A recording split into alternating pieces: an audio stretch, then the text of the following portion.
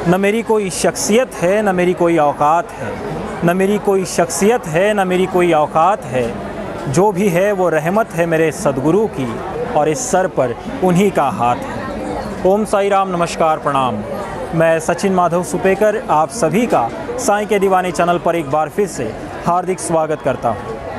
जरी है शरीर गेलो मी टाकून, तरी मी धावेन भक्तांसाठी। यानी भले ही ये शरीर मैं छोड़ चुका हूँ, लेकिन मेरे भक्तों की पुकार पर मैं दौड़ता चला आऊँगा। ये प्रॉमिस, ये वचन साईं बाबा ने अपने भक्तों को दिया है। करोड़ों भक्त है, उतनी ही साईं की लीलाएं और उतने ही अद्भुत असाधारण अनुभव। बाबा की इन लीलाओं को आपको सुनाने में मुझे उतना ही आनंद आता है जितना आपको इन्हें सुनने में आता है। आइए आज आपको मंदिर परिसर के दर्शन कराते हुए सिरसा के साईं भक्त श्री संजय सैनी जी का अद्भुत अनुभव आपको सुनाता हूँ। जब से मैं बाबा की शरण में आया हूँ, मेरा जीवन ही बदल गया है। सन 2003 में मेरी शादी हुई। शादी के 4 महीने के बाद मेरी पत्नी सुमन बहुत बीमार हो गई। उसका गर्भपात होने के कारण ब्रेन हैमरेज हो गया। वो लगभग 6 महीने तक अस्पताल में रही। डॉक्टर कालरा जो उसका इलाज कर रहे थे, उन्होंने कहा कि इसके बचने की उम्मीद बहुत कम है, और अगर ये बच भी गई तो इसकी दिमागी हालत ठीक नहीं हो सकती। डॉक्टरों ने बताया कि इसकी बेबी ट्यूब खराब हो चुकी है और इस वजह से अब ये माँ नहीं बन सकती। ये सुनकर मेरी पत्नी तो पागल जैसी हो गई। अस्पताल से घर आने के बाद 1.5 साल तक वो बिस्तर में बेसुध हालत में पड़ी रही। मेरी माँ ने उस दौरान उसकी बड़ी सेवा की। इसी बीच एक बार उसने आत्महत्या करने की कोशिश भी की थी। हम लोग बहुत परेशान हो गए थे। किसी के कहने पर हम एक बार पीर बाबा की समाधि पर उसको मत्था टिकाने के लिए लेकर गए। वहाँ पर साईं बाबा की फ़ोटो भी लगी थी। बाबा की फ़ोटो देखकर उसने पूछा, ये कौन है? तो मैंने बताया कि ये साईं बाबा है। तब सुमन ने बताया कि जब मैं बीमार थी तो ये बाबा मेरे सिरहाने बैठे रहते थे और अक्सर मेरे सपने में भी आते रहते थे। ये बात सुनकर मुझे बड़ी हैरानी हुई। सुमन धीरे धीरे ठीक होने लगी। मैं जब भी बाबा के मंदिर जाता तो अक्सर बाबा से संतान के लिए दुआ मांगता। एक बार बाबा मेरे सपने में आए और उन्होंने कहा कि तेरे 2 बेटे होंगे। मुझे बाबा पर पूरा विश्वास था, जबकि डॉक्टरों ने कह दिया था कि इसका माँ बनना असंभव है। लेकिन बाबा की कृपा रही और वो फिर गर्भवती हो गई। जब हमने डॉक्टरों को दिखाया तो उन्होंने कहा कि पेट में कोई रसौली हो सकती है। लेकिन मुझे बाबा पर यकीन था, और इन सब के बावजूद बाबा की दया से हमारे घर में बेटा आया। लगभग 2 साल बाद वो फिर से गर्भवती हुई। बाबा के वचन अनुसार मेरे 2 बेटे होने थे। मुझे यकीन था कि इस बार भी बेटा ही होगा। 7वें महीने में ही उसका बेटा हुआ, जो लगभग 750 ग्राम का था। डॉक्टरों ने उसे मृत घोषित कर दिया।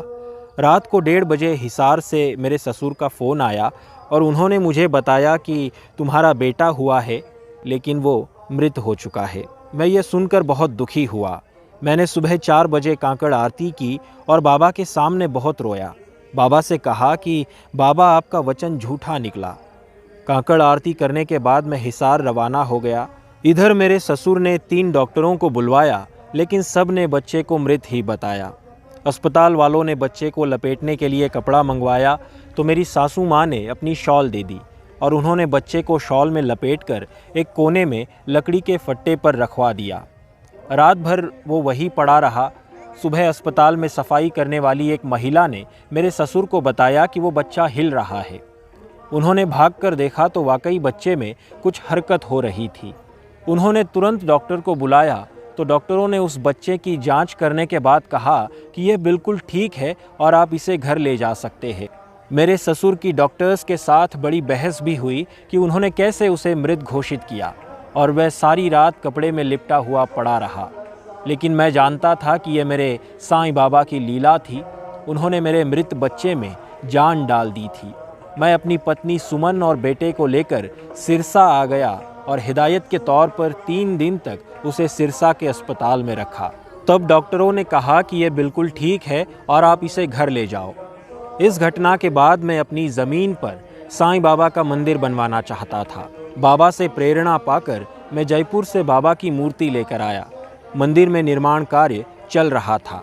मैं हॉल के मध्य में बाबा की मूर्ति स्थापित करना चाहता था। हॉल के कोने में ईंटें रखी थी। मैं हर गुरुवार को 4 किलो चावल का प्रसाद बनाकर बांटता था। एक गुरुवार जब मैं प्रसाद बांट रहा था तो मैंने देखा कि मंदिर में उन ईंटों पर एक बुजुर्ग बाबा बैठे थे। मैंने उन्हें भी प्रसाद दिया। वे वहीं बैठकर प्रसाद खाने लगे। तो मैंने कहा कि मंदिर के अंदर प्रसाद खाना मना है, बाबा आप बाहर जाकर खाओ। तो उन्होंने कहा कि मैं तो यहीं बैठूंगा और मेरी जगह भी यही रहेगी और मैं भी यही रहूंगा। उनकी बात सुनकर मेरे रोंगटे खड़े हो गए। साक्षात बाबा मेरे मंदिर में बैठे थे। मैं अपनी पत्नी को बाबा के दर्शन कराने के लिए बुलाने भागा। जब मैं वापस आया तो वहाँ कोई नहीं था। फिर मैंने 21 नवंबर 2008 को उसी स्थान पर कोने में दक्षिण की तरफ साईं बाबा की मूर्ति की स्थापना करवाई। उसके सामने बाबा की द्वारका माई भी बनवाई। आज इस मंदिर में भक्तों की इतनी भीड़ रहती है कि हर गुरुवार को भीड़ को संभालने के लिए पुलिस तैनात करनी पड़ती है। आज मेरे पास जो कुछ है वो बाबा की ही देन है। बाबा की कृपा हम पर बनी रहे, बस यही मेरी मनोकामना है। आज का ये अनुभव बताया था सिरसा के साईं भक्त श्री संजय सैनी जी ने। आपके पास भी श्री साईं बाबा की अगाध लीला का कोई सुंदर अनुभव हो तो आप हम तमाम साईं के दीवानों के साथ उसे साझा कर सकते हैं। इसके लिए आप contact@sainkedivane.com इस ईमेल आईडी पर हमसे संपर्क कर सकते हैं। आज का ये वीडियो आपको कैसा लगा हमें कमेंट्स में लिखकर ज़रूर बताएं। वीडियो पसंद आया हो तो इसे लाइक और अपने दोस्तों के साथ शेयर ज़रूर करिएगा। और हाँ, एक और ज़रूरी बात जो मैं आपको फिर से याद दिला दूं, साईं बाबा की पूजा सामग्री से जुड़ी कोई भी चीज़ अगर आप शिरडी साईं दरबार से अपने घर मंगाना चाहते हैं तो आप इसे हमारी sainkedivane.com इस वेबसाइट से बड़ी आसानी से मंगा सकते हैं। मिलते हैं अगले वीडियो में। अपना ख्याल रखें। ओम साई राम।